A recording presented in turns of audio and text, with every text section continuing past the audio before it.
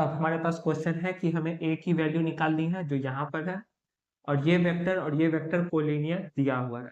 तो हम लोग जानते हैं अगर दो वेक्टर कोलिनियर है तो जो ये मार्कर नहीं चल रहा है सच लिखता हूँ, तो जो पहला वेक्टर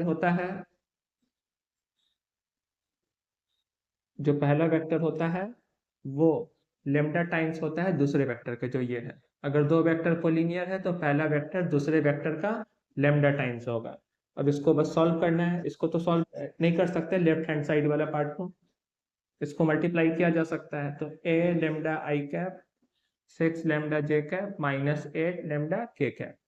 हम लोग जानते हैं दो वेक्टर इक्वल होते हैं तो स्केलर कंपोनेंट्स इक्वल होते हैं, यानी आई कैप के साथ जो है वो आई कैप के साथ है उसके इक्वल हो जाएगा। जे कैप के साथ -3 है, जे कैप के साथ 6 लेमडा है, ये इक्वल हो जाएगा। और के कैप के साथ 4 है और यहाँ के कैप के साथ -8 लेमडा है, ये भी इक्वल हो जाएगा। यहाँ से तो ए की वैल्यू निकल नहीं सकती क्योंकि लेमडा हम लोगों को मालूम नहीं है। यहाँ से लेमडा मालूम किया जा सकता है, 6 डिवाइड में जाएगा तो -1/2। यहाँ से भी अगर लेमडा निकालते हैं तो वही आ जाएगा 4/-8 यानी कि -1/2। अब बस कुछ नहीं करना है, लेमडा की वैल्यू यहाँ पुट कर देनी है।